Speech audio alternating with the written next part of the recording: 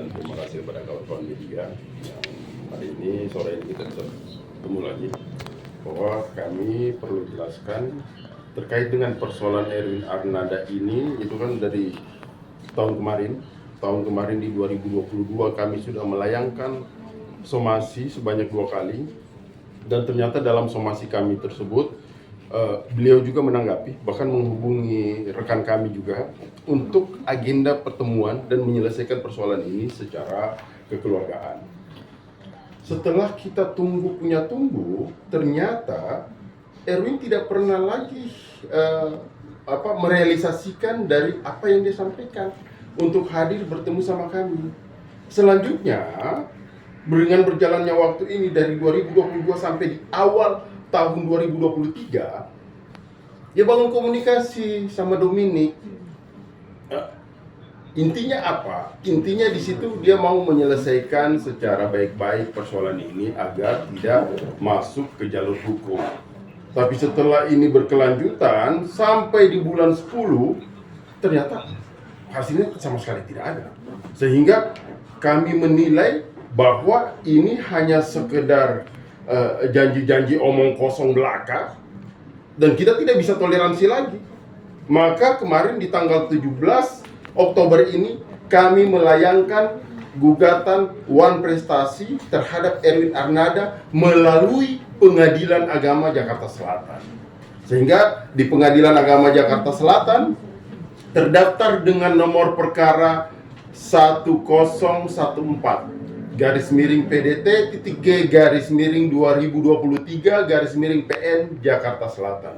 Jadi kira-kira seperti itu. Karena kami menilai bahwa ini sudah jalan buntu, artinya kesepakatan perjanjian yang dibuat untuk pembuatan film ini kalau menurut hemat saya hanya akal-akalan saja.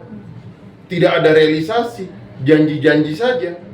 Apakah juga Erwin Arnada benar memiliki proyek terhadap pembuatan film itu? Sampai detik ini kita tidak pernah mengetahui apa yang dia janjikan sama Dominic selama ini, sampai Dominic secara psikis kena, secara mental juga kena.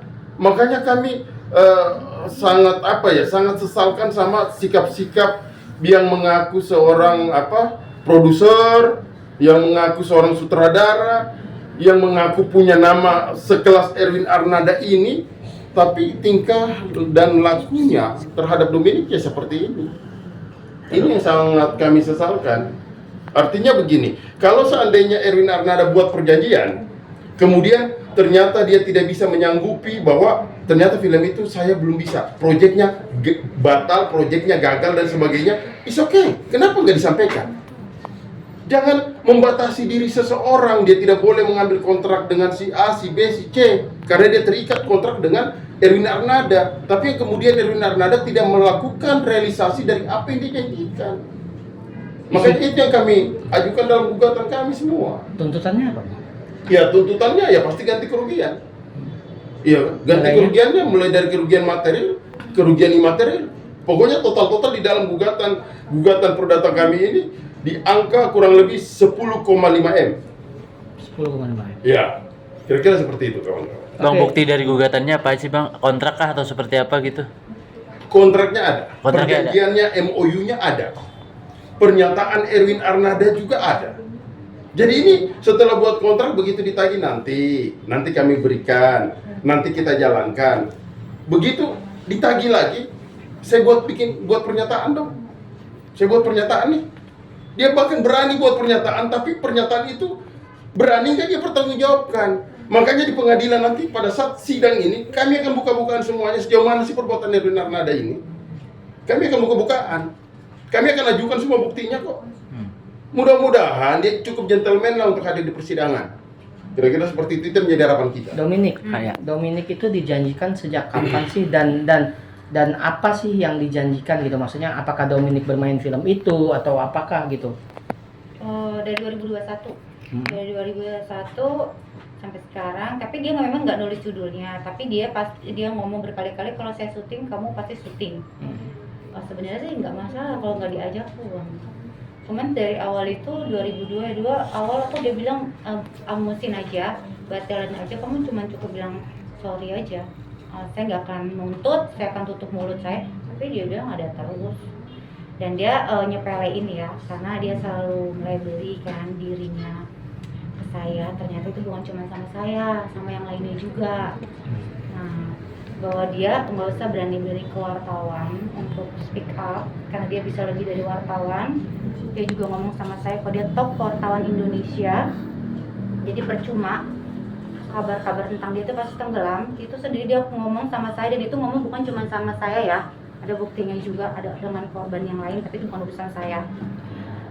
Dia juga bilang nggak usah berani-berani lah, maksudnya intinya tuh nggak usah lah speak up, karena saya itu udah pernah ngalamin kasus yang lebih besar gitu. Jadi dia nggak sepele, saya hampir kena mental ya, udah bukan kena hampir, udah kena mental pasti ya. Saya ngelewatin banyak hal yang nggak enak, saya traumanya mungkin trauma itu.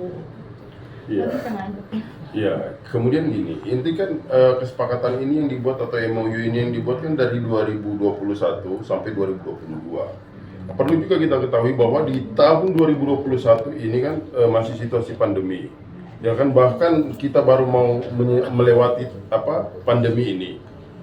Secara finansial, Dominic itu tidak boleh menerima job-job dari pihak lain. Ini sangat merugikan beliau. Berarti ada perjanjian itu ya? Ada, pasal-pasalnya ada, dia nggak boleh terima. Hukumnya, Itu jelas tertulis kok di memorandum. di memorandumnya ini yang membatasi diri Dominic sehingga bisa memperoleh pekerjaan. Jadi bayangin aja dari tahun 2021 sampai 2022 di akhir Desember, Dominic tidak pernah memperoleh pekerjaan dari pihak manapun.